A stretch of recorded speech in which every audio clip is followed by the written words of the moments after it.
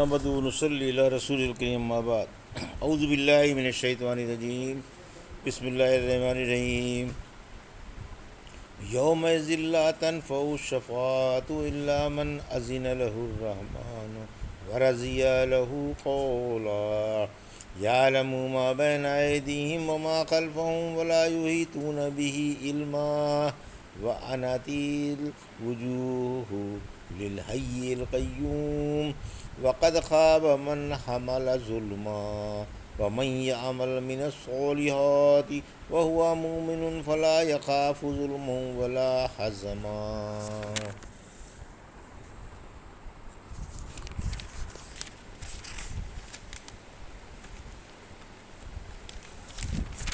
وَكَذَلِكَ أَنزَلْنَاهُ قُرْآنًا عَرَبِيًّا وَصَرَّفْنَا فِيهِ مِنَ الْوَعِيدِ لَعَلَّهُمْ يَتَّقُونَ أَوْ يُحْدِثُ لَهُمْ ذِكْرًا فَتَعَالَى اللَّهُ الْمَلِكُ الْحَقُّ وَلَا تَعْجَلْ بِالْقُرْآنِ مِنْ قَبْلِ أَنْ يُقْضَى إِلَيْكَ وَحْيُهُ وَقُلْ رَبِّ زِدْنِي عِلْمًا.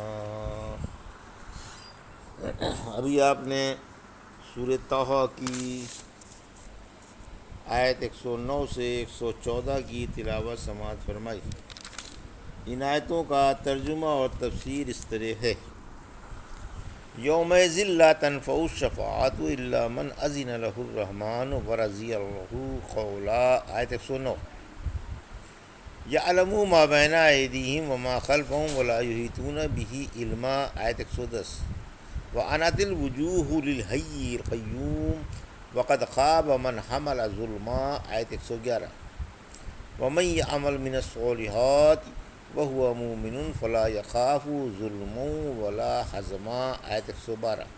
ترجمہ: اس دن سفارش فائدہ نہ پہنچائے گی مگر جسے مہربان اللہ اجازت دے دے اور وہ اس کی بات سے راضی بھی ہو.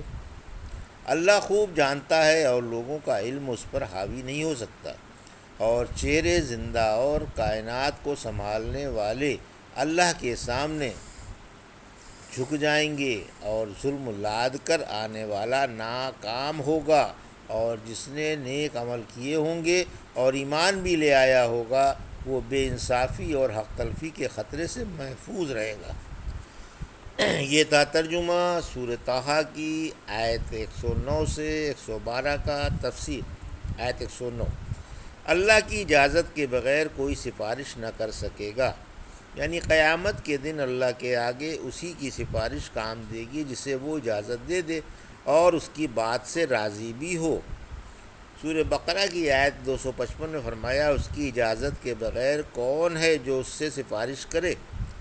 سورہ نبا کی آیت 38 سے فرمایا جس دن روح اور فرشتے قطار باندھ کر کھڑے ہوں گے اور وہ بات نہ کریں گے مگر جسے مہربان اللہ نے اجازت دے دی ہوگی، اور وہ بات بھی صحیح صحیح کہنے والا ہوگا.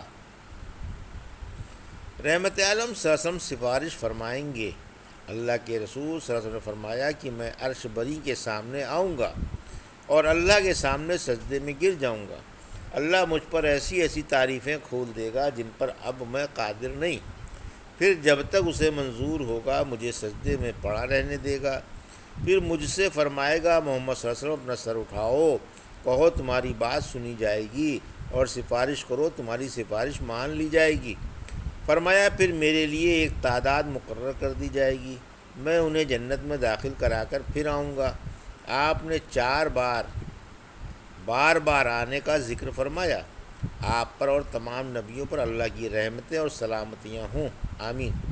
ایک حدیث میں ہے کہ اللہ تعالیٰ فرمائے گا کہ اسے بھی جہنم سے نکال لو جس کے دل میں رائی بھر ایمان ہو. چنانچہ اللہ کی بہت سی مخلوق نکال لی جائے گی. پھر فرمائے گا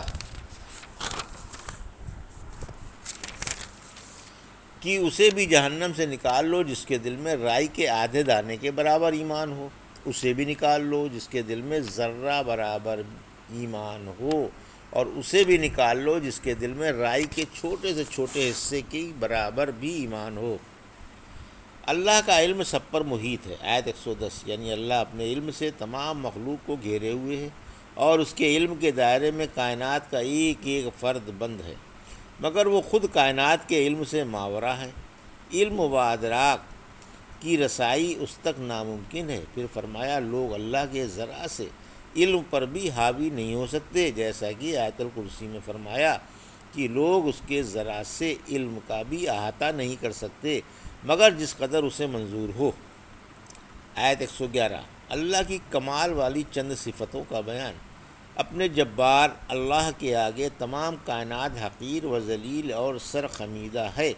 اللہ دائمی حیات والا ہے، ازلی ہے، ابدی ہے، اس پر نہ عدم آیا اور نہ فنا آئے۔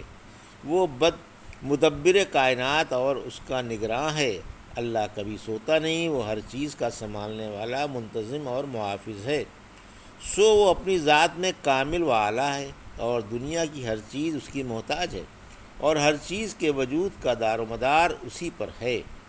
پھر فرمایا کہ جس نے قیامت کے دن اپنے اوپر ظلم لاد لیا وہ تباہ ہوا، کیونکہ اس دن اللہ سب سے صاحبان حقوق کے حقوق دلوائے گا، اور انصاف کا یہ عالم ہوگا کہ بے سینگ والی بکری کو سینگ والی بکری سے بھی جس نے دنیا میں اس کو مارا تھا بدلہ دلوا دیا جائے گا۔ ایک حدیث میں ہے کہ اللہ تعالیٰ فرماتا ہے مجھے اپنی عزت و جلال کی قسم آج کسی ظالم کا ظلم مجھ سے آگے نہ بڑھے گا۔ ایک صحیح حدیث میں ہے اپنے آپ کو ظلم سے بچائے رکھو، کیونکہ ظلم قیامت کے دن اندھیروں میں تبدیل ہو جائے گا اور وہ بڑا نامراد و بدبخت ہوگا جو مشرک بن کر اللہ سے ملے گا، کیونکہ اللہ تعالیٰ فرماتا ہے سورہ لقمان کی آیت 13 میں یاد رکھو شرک سب سے بڑا ظلم ہے۔ آیت 112، انصاف پسندوں کا اور ان کے سلوں کا بیان۔ چونکہ اوپر کی آیت میں ظالموں کا اور ان کے ڈراووں کا بیان تھا، اس لیے اس آیت میں انصاف پسندوں کا اور ان کے سلوں کا بیان ہے کہ ان پر نہ ظلم کیا جائے گا، نہ ان کی برائیوں میں اضافہ کیا جائے گا اور نہ نیکیوں میں کمی معلوم ہوا کہ ظلم سے زیادتی مراد ہے کہ کسی پر کسی غیر کا گناہ لاد دیا جائے، اور حزم سے کمی اور حق تلفی مراد ہے۔ وَكَذَلِكَ أَنزَلْنَاهُ قُرْآنًا عَرَبِيًّا وَصَرَّفْنَا فِيهِ مِنَ الْوَعِيدِ لَعَلَّهُمْ يَتَّقُونَ أَوْ يُحْدِثُ لَهُمْ ذِكْرًا۔ آیت 113، فَتَعَالَى اللَّهُ الْمَلِكُ الْحَقُّ وَلَا تَعْجَلْ بِالْقُرْآنِ مِنْ قَبْلِ أَنْ يُقْضَىٰ إِلَيْكَ وَحْيُهُ وَقُلْ رَبِّ زِدْنِی عِلْمًا۔ آیت 114۔ ترجمہ، اسی طرح ہم نے آپ پر عربی زبان والا قرآن اتارا اور اس میں طرح طرح سے ڈراوے بیان کیے تاکہ لوگ پارسا بن جائیں، یا یہ ان کے دلوں میں غور و فکر پیدا کر دے۔ لہٰذا بلند شان والا اللہ سچا شہنشاہ ہے، آپ قرآن پڑھنے میں جلدی نہ فرمائیں جب تک کہ آپ پر اتاری جانے والی وحی پوری نہ کر لی جائے، اور یہ دعا فرماتے رہیں کہ اے میرے پروردگار میرے علم میں اضافہ فرما۔ یہ تھا ترجمہ آیت 113 114 کا۔ تفسیر۔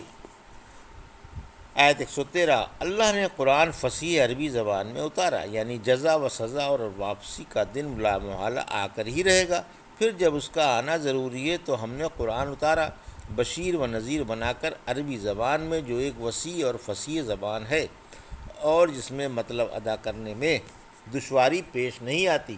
ہم نے اس میں طرح طرح سے نئے نئے انداز سے اللہ کے عذاب سے لوگوں کو ڈرایا تاکہ وہ گناہ بے حیائیاں اور حرام کاریاں چھوڑ دیں، یا یہ قرآن ان میں غور و فکر کی صلاحیت پیدا کر دے اور ان میں فرما برداری اور عبادت کے جذبات بھڑکا دے۔ آیت 114، حجت قائم کرنے سے پہلے کسی پر عذاب نہیں آتا۔ اللہ کی شان بلند ہے، وہ پاک و برتر اور سچا اور حقیقی شہنشاہ ہے، جس کا وعدہ سچا ہے، ڈراوا برحق ہے، اور جس کی جنت فی الواقع ہے اور جہنم در حقیقت موجود ہے، اور جس کی ہر چیز واقعی ہے۔ اس کے انصاف کا تقاضا ہے کہ وہ رسولوں کو مبعوث کرنے سے پیشتر کسی پر عذاب نہ بھیجے اور حجت قائم کرنے سے پہلے کسی کو سزا نہ دے، تاکہ نہ کسی کی حجت باقی رہے اور نہ کسی کو شبے کا موقع ملے۔ قرآن ٹھہر ٹھہر کر پڑھا جائے۔ پھر فرمایا جب تک وہی پوری نہ ہو جایا کرے آپ قرآن پڑھنے میں جلدی نہ کیا کریں۔ یہی مضمون سورہ قیامت میں اس طرح ادا فرمایا ہے۔ آیت 16 سے 19 سورہ قیامت۔ آپ اپنی زبان کو حرکت دادیں کہ جلدی سے قرآن پڑھ لیں۔ یاد رکھیں کہ اس کا جمع کرنا اور اس کا پڑھانا ہمارے ذمے ہے۔ پھر جب ہم اس کو پڑھیں تو آپ اس کی قرأت کی پیروی کریں، پھر اس کا بیان ہمارے ذمے ہے۔ ابن عباس عنہ فرماتے ہیں رحمۃ اللہ علیہ وسلم کو وحی کے وقت بڑی تکلیف ہوتی تھی، آپ کو جبرائیل علیہ السلام کے ساتھ ساتھ ہی پڑھنا پڑتا تھا۔ اس پر اللہ تعالیٰ نے یہ آیت اتاری، علم کی زیادتی کی دعا۔ پھر یہ بتایا گیا کہ آپ علم کی زیادتی کی اپنے رب سے دعا کرتے رہیں، چنانچہ آخری دم تک آپ کے علم میں اضافہ ہی ہوتا رہا۔ ایک حدیث میں ہے کہ آپ پر لگاتار وحی آتی رہی، یہاں تک کہ جس دن آپ فوت ہوئے اس دن بھی خوب وحی آئی۔ آپ یہ دعا فرمایا کرتے تھے، اللہم الفعنی بما علمتنی وعلمنی ما ینفعنی وزدنی علما والحمد للہ علی کل حال۔ اے اللہ، جو تو نے مجھے سکھایا ہے اس سے مجھے فائدہ پہنچا، مجھے مفید علم سکھا، میرا علم بڑھا، اور ہر حال میں اللہ ہی کی بڑائیاں ہیں۔